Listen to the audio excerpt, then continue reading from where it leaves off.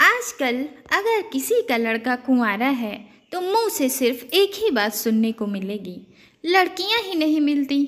फिर ऐसे में लड़कियों की डिमांड तो जैसे बढ़ ही गई है और कुछ लड़कियां तो हवा में उड़ने लगी हैं। प्रिया और प्रिंस का अभी नया नया रिश्ता तय हुआ था। दोनों के माता पिता ने ये रिश्ता तय किया था और दोनों के परिवार वाले बहुत खुश थे और प्रिंस भी अपनी नई जिंदगी को लेके नए नए सपने देखने लगा था।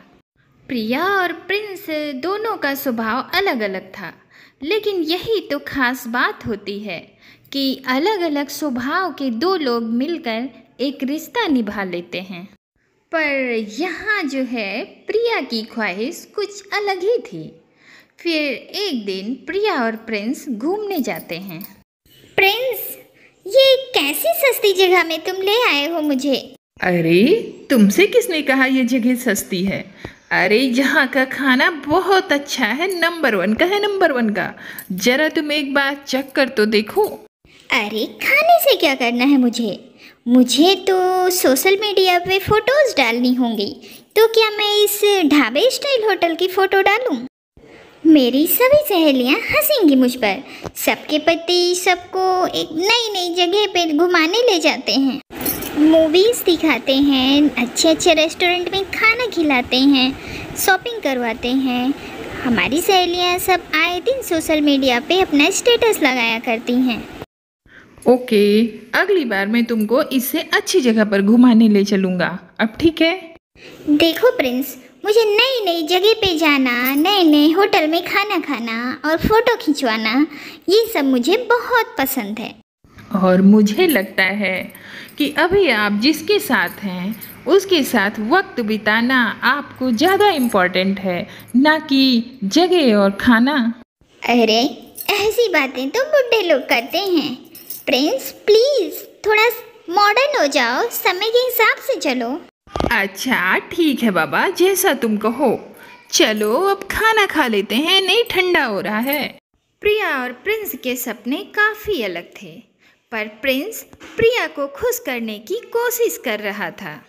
पर प्रिया प्रिंस के लिए अपने आप को थोड़ा भी बदलने के लिए तैयार नहीं थी। फिर एक दिन, प्रिया 2 दिन बाद मेरे मौसा जी के यहाँ एक छोटी सी पूजा है। माँ कह रही थी कि मैं तुम्हें भी इनवाइट करूँ वहाँ चलने के लिए। इसी बहाने वहाँ तुम सबसे मिल भी लोगी। वो मौसा जी तुम्हारे जिनका एक छोटा सा घर है? नहीं नहीं, मैं नहीं आ रही पूजा में प्रिंस, मुझे ये सब ज़्यादा पसंद नहीं है। अरे प्रिया, वहाँ परिवार के सभी लोग आते हैं और हम जब चलेंगे तो सबसे मिलेंगे ना।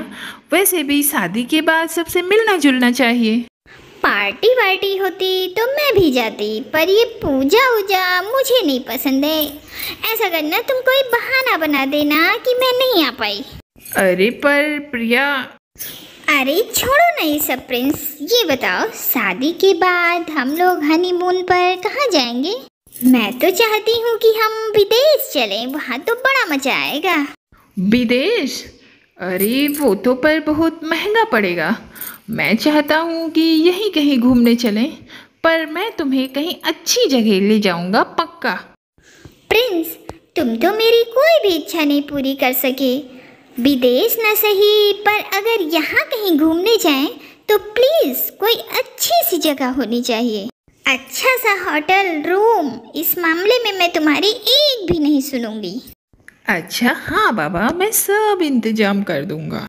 प्रिया के नखरे तो दिनों दिन बढ़ते ही जा रहे थे। अब प्रिंस को भी प्रिया की बातों पर गुस्सा आने लगा था। ये 1.5 लाख का लहंगा ले रही हो? इतने पैसे मैं नहीं दे सकता। शादी के और भी तो खर्चे हैं। हर बार की तरह वही कंजूसी। तुमने आज तक किया ही क्या है मेरे लिए?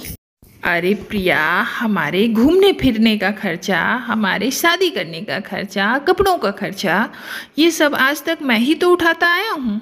हाँ, तो तुम मेरे होने वाले पति हो तो तुम तो करोगे ही ना, और कौन करेगा भला? खर्चे सोच समझ के करने चाहिए, ये फिजूल की खर्ची सही नहीं है। मुझे तो तुमसे शादी ही नहीं करनी चाहिए। तुम ये बात हमेशा क्यों बोलती हो प्रिया? क्योंकि तुम हमेशा मुझे उदास कर देते हो। ऐसी बात नहीं है प्रिया, मैं तो बस, तुम लहंगा लेना चाहती हो ना, लो, अच्छा वाला लो, पर इतना महंगा। प्लीज़ प्रिया, प्लीज़ मेरी बात समझो।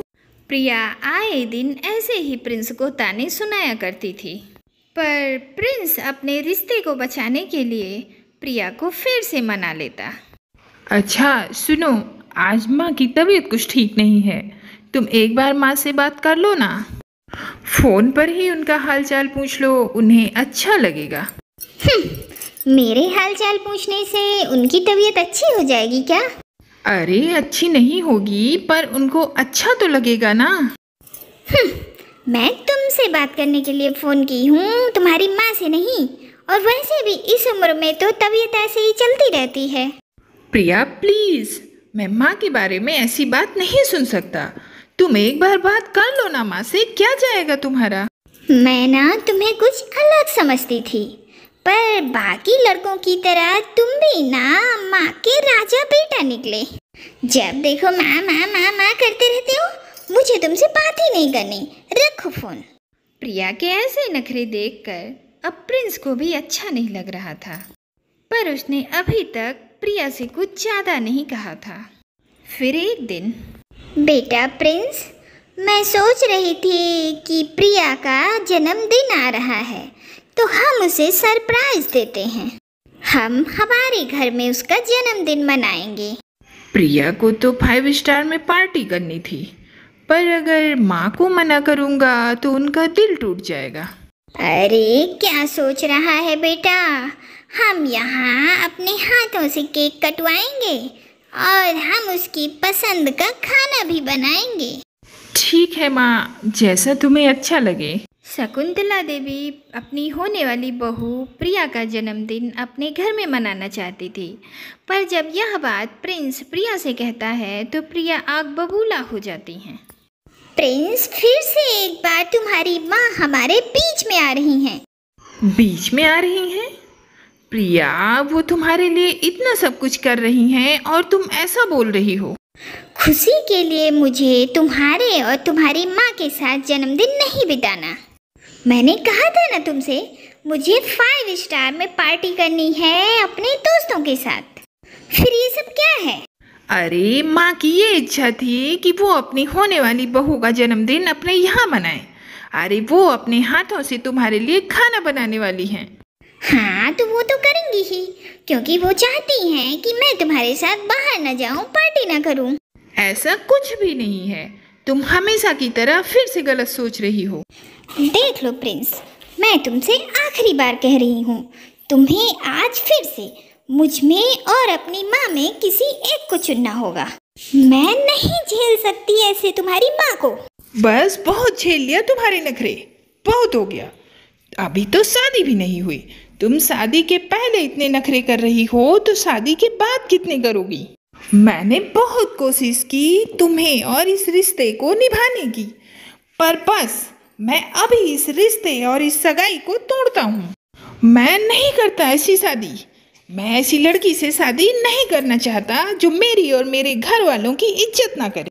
अरे शादी के पहले तुम्हारा ये हाल है, अभी तो सिर्फ सगाई हुई है, जब शादी हो जाएगी तब तो तुम क्या करोगी ये तो साफ दिखाई दे रहा है। प्रिया, मैंने तुम्हें समझाने की बहुत कोशिश की, पर शायद तुम बात को समझना ही नहीं चाहती, इसीलिए मैं इस रिश्ते को अब यहीं पे ख़त्म करता हूँ। आज से तुम्हारा और मेरा कोई रिश्ता नहीं। अरे नहीं नहीं प्रिंस, आप इतना गुस्सा क्यों कर रहे हैं?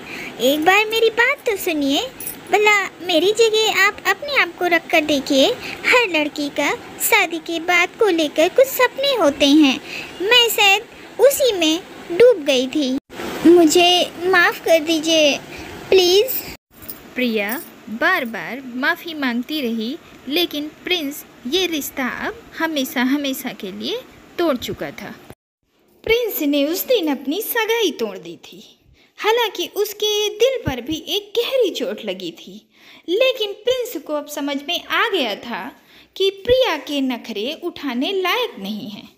हर बार रिश्ता टूटने पर ससुराल वाले ही गलत हैं। ये कहने वाले लोगों को प्रिया जैसी लड़कियों की असलियत भी जाननी चाहिए।